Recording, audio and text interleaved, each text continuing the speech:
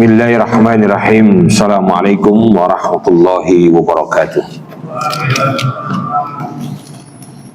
Innal hamdalillah nahmaduhu wa nasta'inuhu wa nastaghfiruh wa na'udzu billahi min shururi anfusina wa min sayyiati a'malina.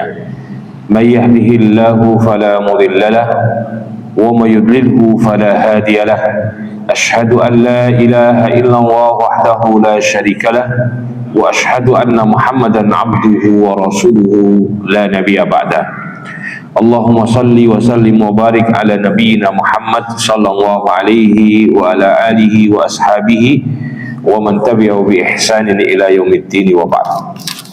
Hadirin rahimakumullah, saya lanjutkan bab berkenaan dengan masalah Kitabul Buyu. Bab berikutnya ini adalah yang juga nanti akan bisa menjadi satu bentuk pedoman dan etika dalam muamalah bagi kita,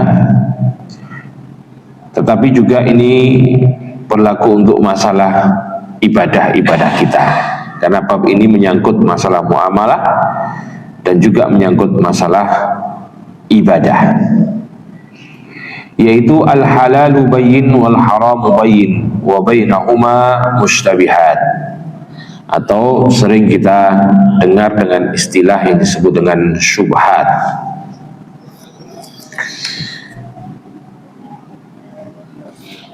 Sebelumnya hadirin rahimakumullah, bab ini, hadis ini seringkali para ulama menempatkan di Kitabul Buyu. Di antara penjelasan Ibnu Hajar Al-Asqalani adalah kenapa qad tawaradat aktsarul a'immatul mukharrijina, sangat banyak didapati para ulama, para mukharrij, para ulama hadis seperti Bukhari, Muslim, Abu Daud, Tirmidzi, Nasai, Ibnu Majah dan seterusnya, banyak sekali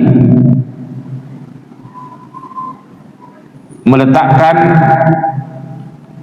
bab ini iradihi fi Kitabil Buyu, menyebutkan hadis ini pada Kitabul Buyu atau masalah muamalah jual beli.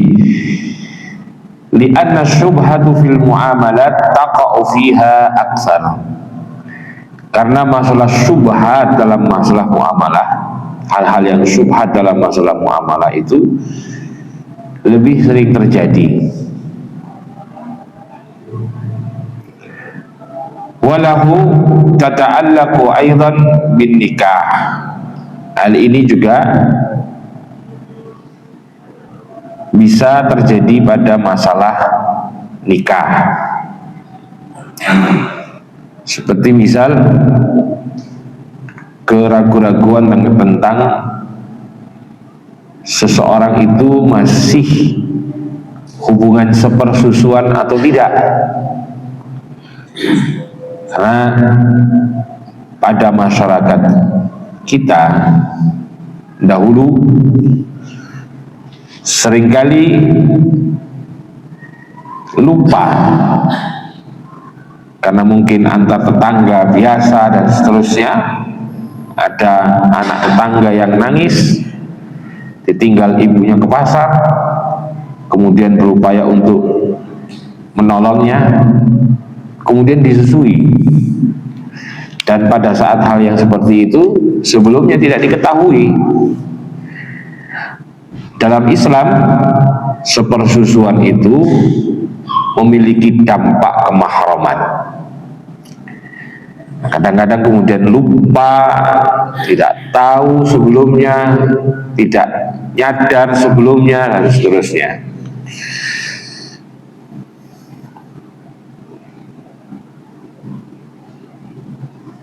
Kemudian juga Bisa jadi hal ini terjadi pada masalah buruan, berburu kemudian mendapatkan tangkapan. Tangkapan tersebut tangkapan yang halal atau tangkapan yang haram. Misal seseorang, nanti di sini diberikan contoh, berburu menggunakan anjing. Pada saat melepas anjingnya, dia mengucapkan bismillah. Begitu anjingnya datang dengan membawa tangkapan yang diinginkan, anjing ini bersama dengan anjing lain. Ini tadi yang menerkam anjing kita atau anjing liar tadi. Itu termasuk di antara hal-hal yang disebut syubhat. Wa kadzalika fid dabaih, dan urusan masalah sembelihan-sembelihan. Misal mendapati sekarang ini kan meskipun semakin diperketat urusan masalah sertifikat halal dengan kewajiban yang lebih luas pada masyarakat, bukan hanya produk yang bersifat industri saat ini, harus ada klaim halal dan seterusnya. Itu muncul juga dikarenakan banyaknya masyarakat yang mengabaikan unsur masalah halal dan haram, etika dan hukum masalah penyembelihan. Terlebih lagi ini masalah konsumsi sehari-hari. Ayam yang disembelih itu, proses penyembelihannya itu sudah memenuhi kriteria halalkah atau tidak? Karena pada saat binatang sembelihan itu disembelih atau mati bukan dikarenakan sembelihan, maka hukumnya menjadi bangkai. Ada yang dipukul dan lain sebagainya. Apalagi di beberapa negara tertentu, mereka memiliki cara masak dan cara makan yang cukup ekstrim. Tidak lazimnya kita sebagai kaum muslimin itu memakannya. Sebagai contoh misal, kami dulu punya teman orang-orang Cina, dan mereka ini saya sedikit keluar dari konteks berkenaan dengan masalah syubhat ini tadi. Jadi kami tidak merasa aneh saat ini Cina begitu begitu menggeliat di beberapa negara. Ekspansi ekonomi mereka itu, perdagangan itu begitu luas. Karena beberapa tahun yang silam itu, bahkan mungkin sampai sekarang masih, itu Cina memberikan beasiswa besar-besaran kepada anak-anak mudanya. Itu yang kami tahu di kampus saya. Biasanya dulu antara mahasiswa Indonesia dengan mahasiswa Cina itu kira-kira yang datang ke Islamabad itu 1:5 lah kira-kira. Tidak terlalu banyak selisih amat. Tapi belakangan hari setelah saya datang, itu kedatangannya sampai bisa dikatakan 10 kali lipat daripada sebelumnya. Kemudian saya lihat teman-teman di kelas saya belajar bahasa Arab. Banyak diantaranya baru selesai bahasa Arab. Istilahnya itu baru kursus bahasa Arab. tapi bahasa Arabnya resmi. Ya kayak yang dipermasalahkan wapres kita itu, kuliah tapi tempat kursus begitu, ada sertifikatnya tapi belum kuliah, belum terhitung kuliah. Baru selesai itu mereka tidak lanjut ke kuliah, pokoknya yang penting tahu bahasa Arab. Udah, ternyata mereka kemudian ditempatkan atau bertempat di beberapa negara-negara Arab. Ekspansi mereka, mengetahui bahasanya cukup, sudah tahu bahasa saja sudah bisa dilepas mereka itu. Lalu beberapa tahun kemudian menjalin sebuah kerjasama, mendirikan fakultas namanya Translate, terjemah. Isi kuliahnya bahasa Arab, bahasa Inggris, bahasa Arab, bahasa Inggris, bahasa Arab, bahasa Inggris. Itu baru di satu kampus, belum lagi di kampus-kampus yang lainnya, belum lagi di negara-negara yang lainnya. Maka tak heran kalau kemudian banyak ekspansi. Dan kadang-kadang kita juga tidak tahu itu dengan jelas itu. Memang sebagian Muslim, sebagian lagi tak tahu kita itu Muslim atau tidak. Begitu. Nah, ini diantara yang saya sebutkan masalah makanan yang ekstrim, yang kita mungkin tidak terpikir untuk membuatnya. Mereka dan kita sama-sama beli ayam di pasar, ayamnya halal, waktu dipotongnya pun kita ngelihatnya, karena kita di Islamabad dulu beli ayam itu bukan ayam yang sudah gundul kayak di Indonesia begini, ayamnya masih hidup, gak tuding itu. Nah, kita beli yang ini, kita beli yang ditimbang, baru kemudian diproses dipotong. Gak tahu di Indonesia di mana ada seperti ini, gak tahu. Di sana biasa begitu, beli ayam, ayamnya masih hidup, ditimbang, setelah ditimbang baru dipotong. Yang motong pun kita tahu, sebelum motong mereka pegang bismillah, jadi jelas. Baru kemudian dibiarkan kelopak-kelopak, setelah selesai kemudian dicabutin, sama-sama kita bawa pulang. Kita masak sebagian, karena orang Indonesia itu makan dagingnya tidak banyak. Yang namanya kakinya saja, sempolnya saja itu, kanan kiri, kita masak itu bisa buat makan beberapa orang teman kita. Beda dengan orang negara lain, tidak cukup. Kita masak sebagian lagi dimasukkan di freezer. Kebetulan asrama kita itu dekat dengan Faisal Masjid, masjid kebanggaan orang Pakistan. Karena masjid itu juga dahulu adalah kampus Islamic University. Mereka di belakang asrama kami itu agak ada ya semacam hutan lah gitu. Mereka masuk di dalamnya itu, gak ngerti kita itu bawa sebuah peralatan kayak ember, plastik, ngapain? Saya pikir mau bakar-bakar. Oh, mau bakar-bakar paling kayak orang Indonesia mungkin, mirip-mirip lah. Ternyata enggak, ayamnya itu dicentelin di ranting, di bawahnya itu dikasih baskom. Ngapain? Ditinggal habis itu. Ini masak cara apa? Ternyata enggak, dibiarkan ayamnya itu busuk, keluar belatungnya jatuh, itu yang dimasak. Kita ngeliat, ini kita enggak terpikir untuk makan belatungnya ayam, tapi mereka iya. Itu kan agak apa ya, cara masak yang nyeleneh gitu. Kok bagaimana itu?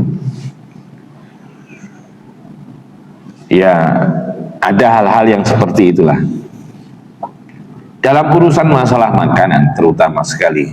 Hadirin rahimakumullah, saya pernah diperingatkan sama seorang, dikasih pertanyaan, misalkan apa hukumnya membeli makanan, bahan makan, daging ayam kah, daging sapi kah, daging kambing kah? Tapi paling banyak biasanya daging sapi. Daging sapi atau daging ayam di tempat pasar, yang pasar ini adalah pasar bebas, bukan seperti di negara kita. Di beberapa negara lain itu pasarnya bebas, misal di Hong Kong, ini kan banyak TKI kita kan di sana, dan itu menjadi permasalahan juga. TKI kita atau tenaga-tenaga migran kita saat ini di beberapa negara yang mayoritas non-muslim itu menjadi cobaan, dan masalahnya adalah masalah makanan halal. Beli daging di pasar, yang pasar itu sebelahnya jual ayam, jual sebelahnya lagi jual babi. Ini gimana ini? Kalau kita katakan si penjualnya itu muslim, halal itu penjual karena penjualnya adalah muslim. Tapi yakin tidak kita kalau sebelahnya ini tidak pernah pinjam-pinjaman ungkal atau pernah pinjam pisaunya dan seterusnya.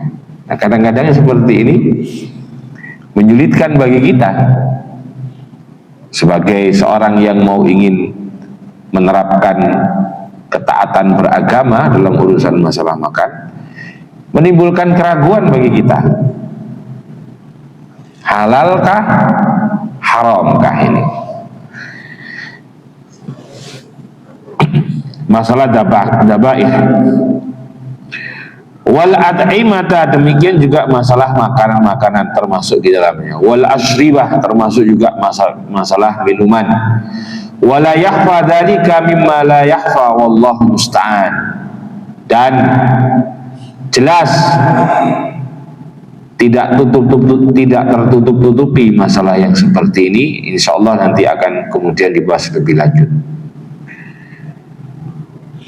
Itu masalah yang berkenaan dengan masalah hadis ini, atau hadis yang disebut dengan al-halalu bayyin wal haramu bayyin wa bainahuma umurun mustabihatun. Di dalam riwayat lain dikatakan mustabihat dalam bentuk jamak. Nah, hadis ini hadirin rahimakumullah, ini banyak diriwayatkan melalui jalur sahabat Nu'man ibn Bashir radhiyallahu anhu. Qala Nabi sallallahu alaihi wasallam, al halalu bayyin, yang halal itu jelas, wal haram bayyin, dan yang haram itu jelas, wa bainahuma umurun mustabihah, dan antara keduanya itu ada masalah-masalah yang mustabihah.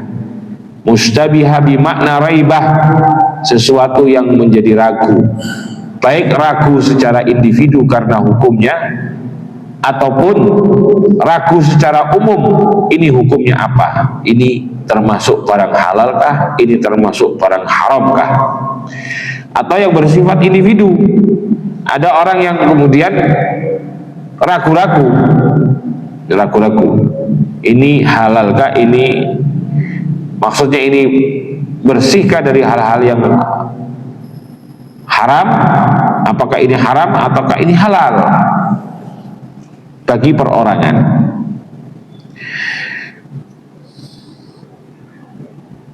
Di dalam hadis yang lainnya disebutkan la ya'lamuha katsirun minan nas,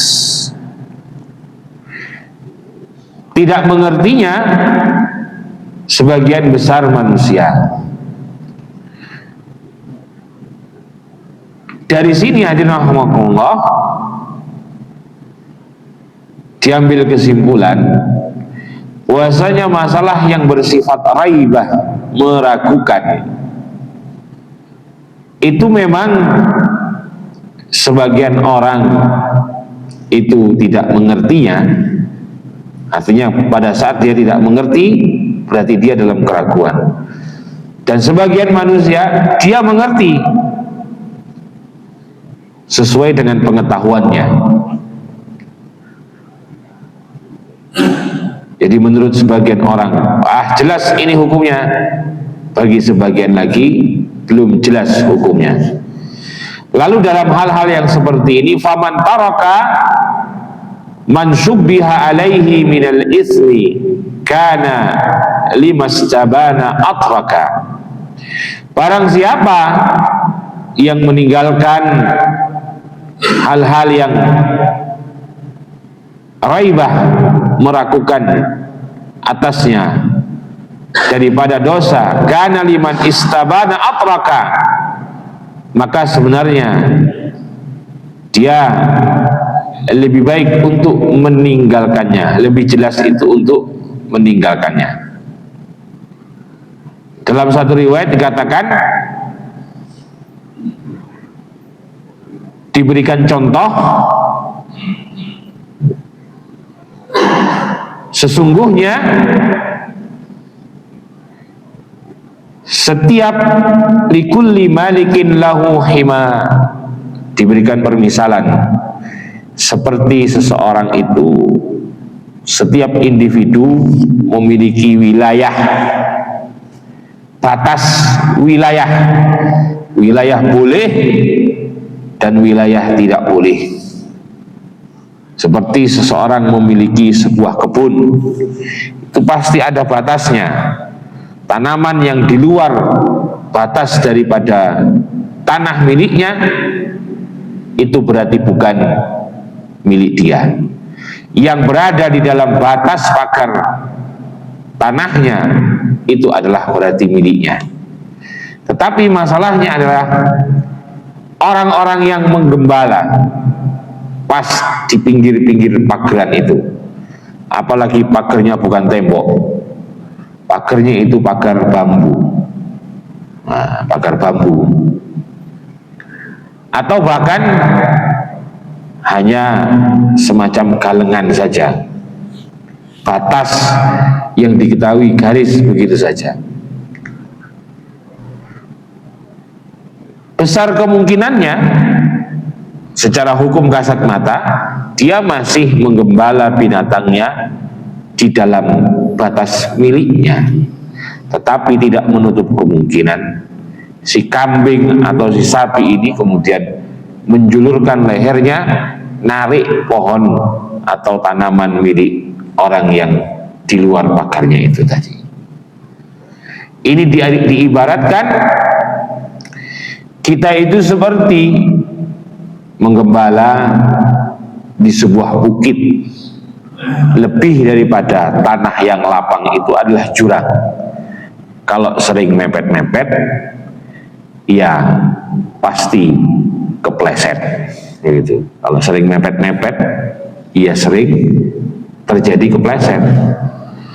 Wahimallah, sedangkan batas Allah Subhanahu wa ta'ala adalah al-ma'asi, kemaksiatan atau hal-hal yang melanggar.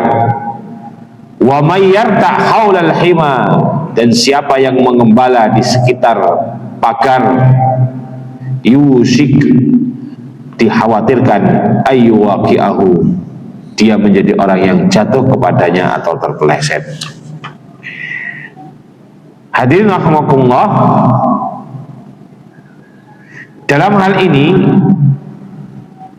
kita mendapatkan penjelasan bahwasanya tidak semua urusan itu bagi setiap orang telah jelas halal haramnya. Nah, kita perlu penjelasan. Di sini Imam Bukhari rahimahullah kemudian mencantumkan beberapa penjelasan. Di antara tafsir syubhat yang pertama adalah dikatakan da'ma yaribuka ila ma la yaribuka, tinggalkan sesuatu yang meragukanmu kepada sesuatu yang tidak meragukanmu. Dan kaidah ini berlaku untuk semua urusan masalah ibadah, demikian juga urusan masalah muamalah, bahkan urusan masalah munakahah. Misal dalam riwayat Uqbah ibni Haris radhiyallahu anhu, anna imra'atan sauda Ja'at, ada seorang perempuan berkulit hitam datang.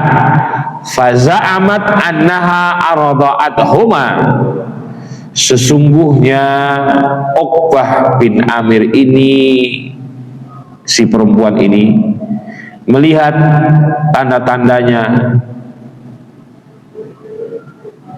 aku pernah menyusui kamu dan juga istrimu.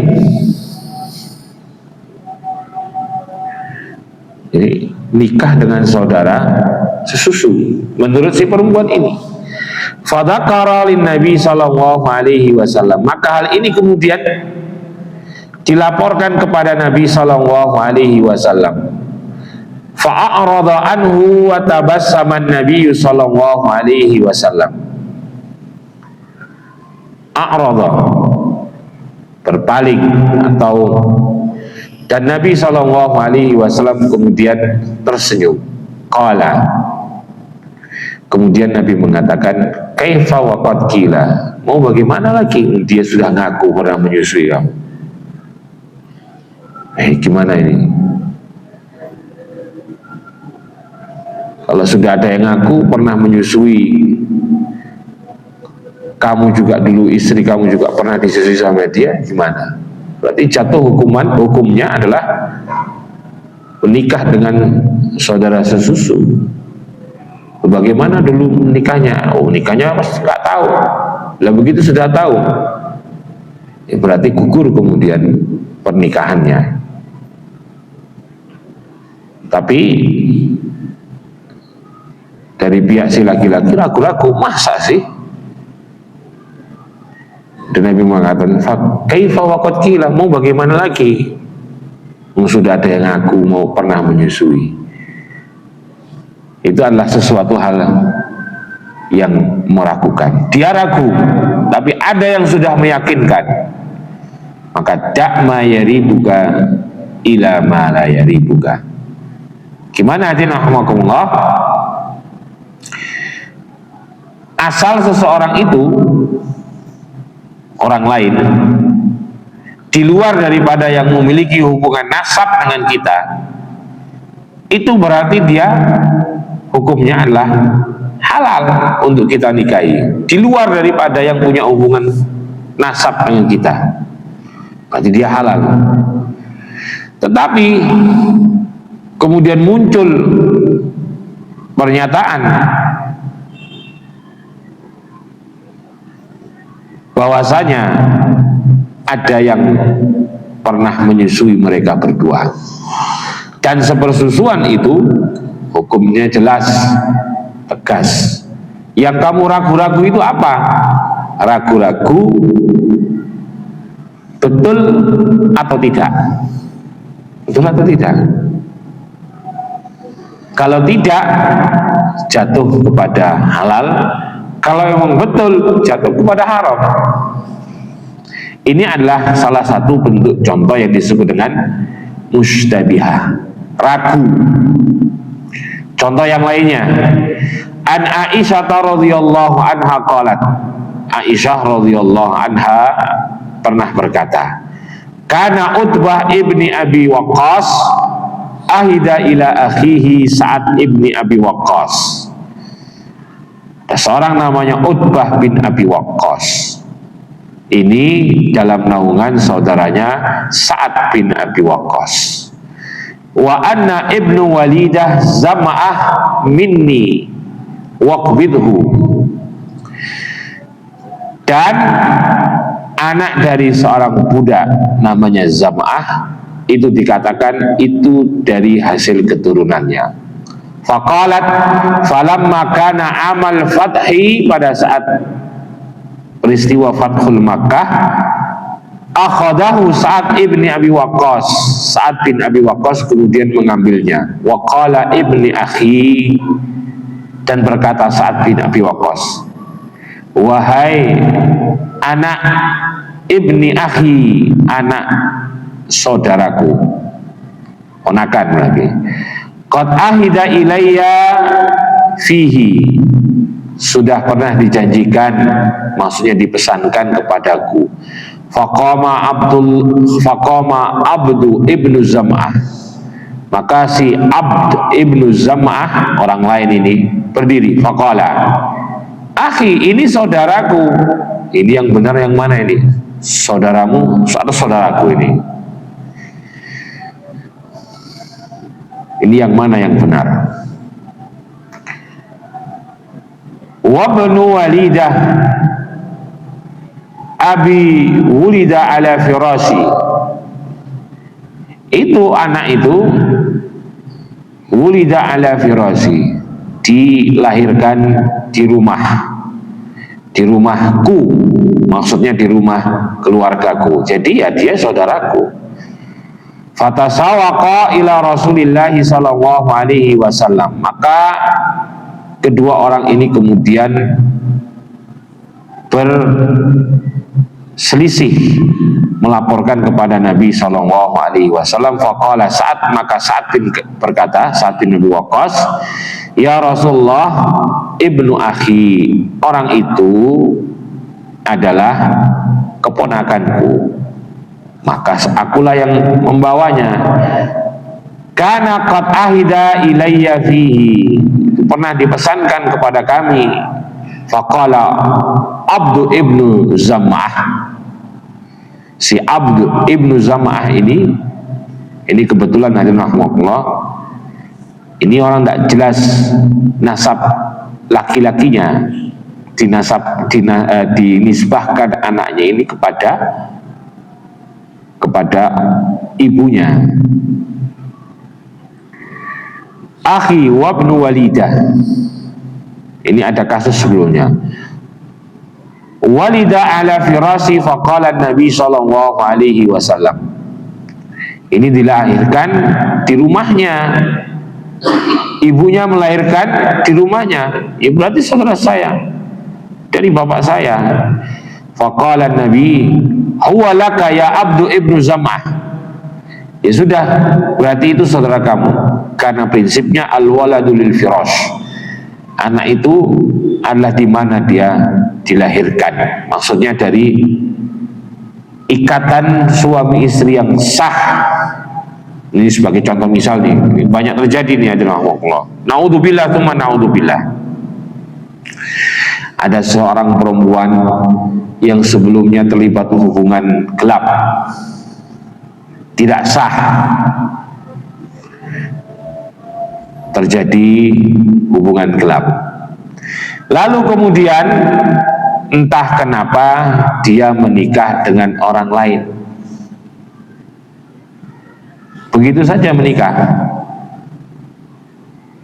Ini juga kita perlu mawas diri hal-hal yang seperti ini.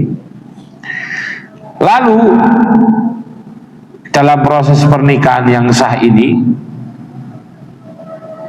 namanya sudah menikah, lalu ada yang hamil dari pernikahan itu, ya merasa biasa-biasa saja. Sampailah anak ini lahir. Bagi yang tahu dengan jelas ini sebenarnya anak hubungan sebelumnya atau anak hasil hubungan setelah pernikahannya, begitu. Nah ini kasus ini seperti itu. Tsumma qala li Saudah binti Zam'ah, kemudian dikatakan kepada Saudah binti Zam'ah zaujin Nabi sallallahu alaihi wasallam, ihtajibi minhu ya Saudah, kamu berhijablah di hadapan orang ini. Kenapa? Lamma ra'a min syabhin bi Utbah, karena kok nampaknya punya kemiripan dengan Utbah tadi, sebagai orang yang pernah berhubungan di sebelum pernikahannya itu. Kok kayaknya ada kemiripan. Lalu dimintalah untuk tidak membuka aurat di depannya, meskipun secara hukum dia tidak teranggap sebagai Karena Rasulullah sudah putuskan hukum keduniaan ini kan berdasarkan pengakuan.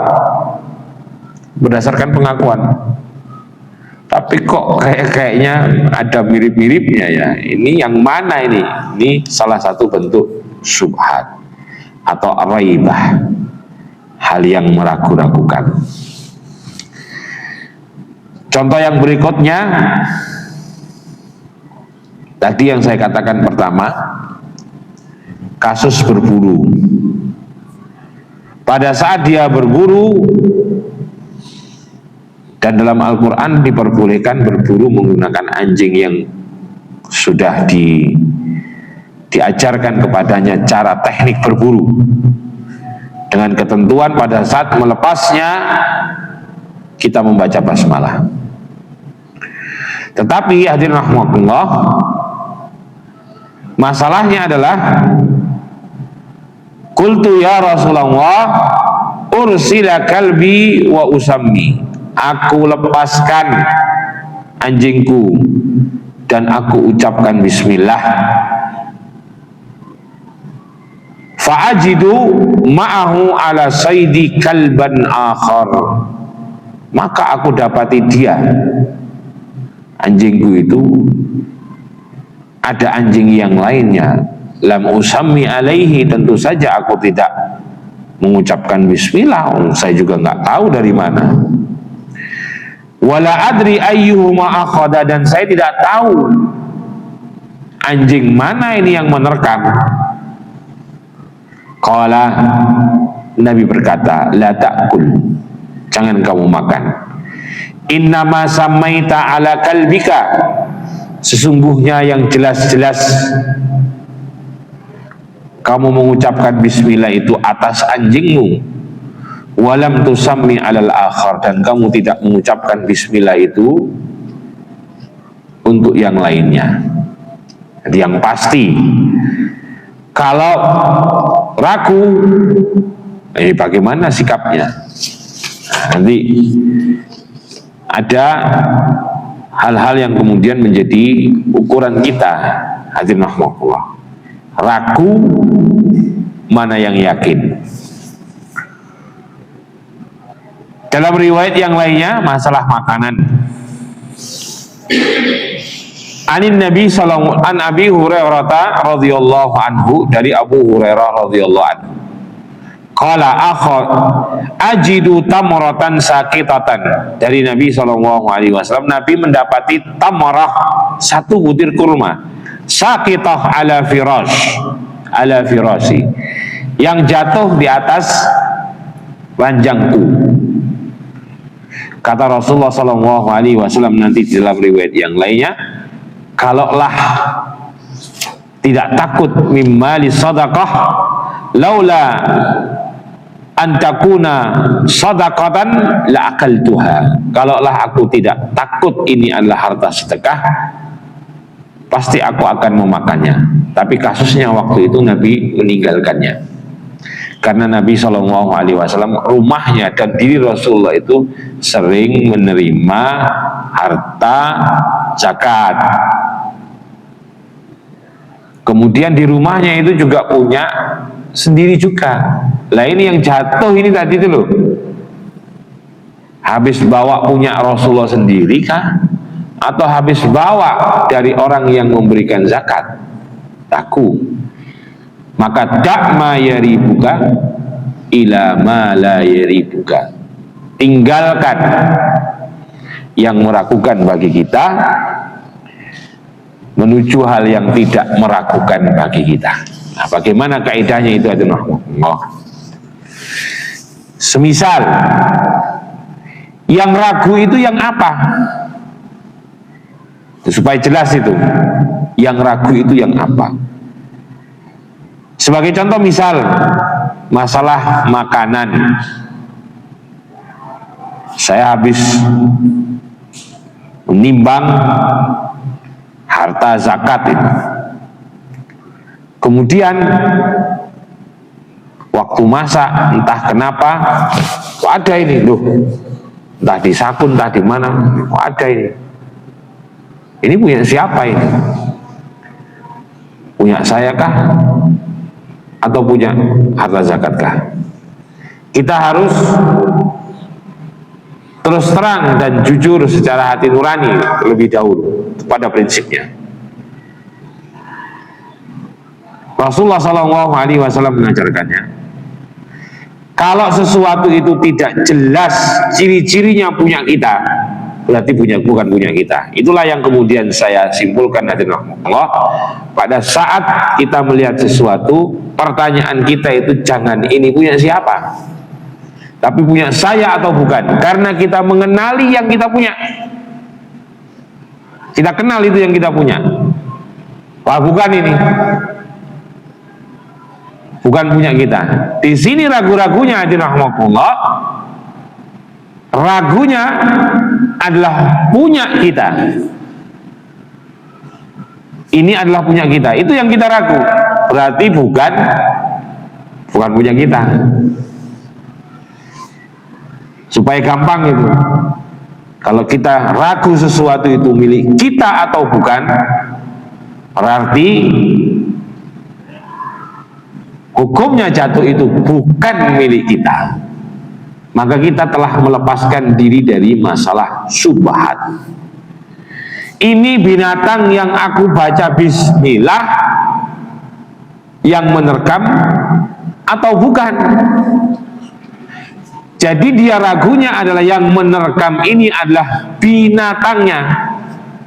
Maka hukumnya adalah yang menerkam itu binatang lainnya. Maka kalau kita berprinsip seperti itu, kita telah menjauhi diri dari masalah yang syubhat. Contoh dalam masalah ibadah, kita ini ragu ini sudah rakaat ketiga atau keempat. Yang ragu yang mana? Yang ragu itu yang keempat. Berarti kita harus ngalah, kita itu pada rakaat ketiga. Misalnya kita sholat isya, begitu sir di rakaat yang ketiga dan keempat ini, saat mau berdiri yang keempat, dia ragu-ragu, ini saya sudah keempat atau masih yang ketiga? Yang ragu adalah yang empat, yang sudah pasti itu yang sebelumnya. Yang ragu itu yang empat, yang tidak ragu itu yang tiga. Ini disebut dengan ngalah, bukan ngotot. Sudah empat itu berarti yang ragu yang ketiga. Nggak mungkin, karena tiga itu lebih dahulu daripada empat. Disinilah hadirin rahimakumullah, pada saat sesuatu itu kita tidak yakin tegas jelas itu milik kita, berarti itu milik orang lain. Begitu. Siapa? Ya nggak tahu, pokoknya bukan milik kita. Dengan berprinsip yang seperti itu, kita telah melepaskan diri dari syubhat. Begitu. Sama halnya dengan orang yang pernah disusui tadi itu, yang menjadi kita ragu-ragu, hukum kembali kepada asalnya. Lu asalnya manusia itu yang tidak memiliki hubungan nasab dengan kita adalah halal, bukan mahram, boleh dinikahi. Tapi pada saat sudah ada yang kemudian mengatakan Anda dan dia pernah saya susui, seperti seorang imam tadi, awalnya dia adalah ragu, ini sudah rakaat yang keempat atau masih yang ketiga. Dia ingin mengatakan, baru rakaat ketiga ini. Berdiri lagi dia, kemudian ada yang mengatakan subhanallah dari belakang.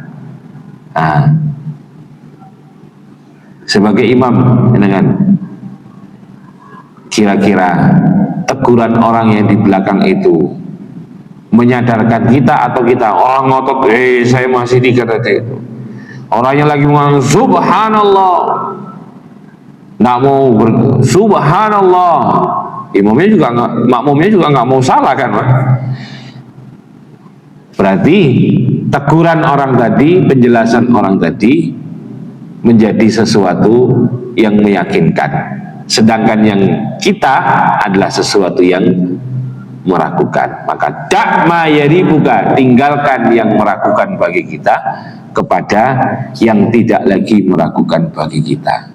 Karena kita yang ragu, orang lain tidak ragu. Begitu. Itu beberapa kaidah dalam masalah meninggalkan sesuatu yang meragukan. Dalam masalah ibadah itu pasti begitu. Misal nih kita dari rumah sudah berwudu, kemudian muncul keraguan bagi kita, sudah batal atau belum kita ini? Maka hukumnya adalah yang kita ragukan itu adalah telah terjadi pembatal atau belum. Yang kokoh adalah kita tadi sudah ingat berwudu. Beda pertanyaannya pada saat kita mengatakan kita sudah wudu atau belum ini, maka hukumnya belum berwudu. Karena yang ragu sudah berwudu atau belum, maka jawabannya adalah belum. Tapi kalau sudah batal atau belum, jawabannya belum.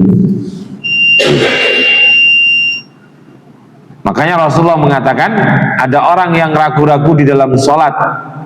Rasulullah mengatakan hatta yasma'u sautan au yajidu rihan. Jangan berpaling sampai kamu mendapati, memang yakin mendapatkan petunjuk, ada suara yang kamu rasakan atau bau yang kamu rasakan. Ah, itu baru jelas begitu. Jadi jawabannya adalah belum. Semua pertanyaan ini sudah atau belum, jawabannya belum. Gampangannya begitu. Untuk memudahkan kita mengambil kesimpulan, sudah wudhu atau belum, jawabannya belum. Sudah batal atau belum, jawabannya belum. Waktu puasa ini sudah maghrib atau belum, jawabannya belum. Sampai kemudian kita tunggu pertanda yang meyakinkan sudah masuk adzan maghrib. Jangan mengatakan ini sudah atau belum, kayaknya sudah. Nah, itu yang kemudian kita jatuh kepada hal-hal yang tidak benar. Kayaknya sih punya saya, akhirnya begitu. Kalau ini punya siapa ya? Kayaknya sih punya saya, akhirnya begitu. Maka kita jatuh kepada hal-hal yang subhat. Jadi gampang saja untuk mengetahui, menghindarkan diri dari subhat. Buat pertanyaan ini sudah atau belum, jawabannya adalah belum. Jawabannya adalah belum. Ini sudah 3, nah, ini baru 3 atau sudah 4, jawabannya adalah belum 4. Kalau belum 4 itu berarti 3, yang 4-nya belum. Nah begitu hadirin rahimakumullah.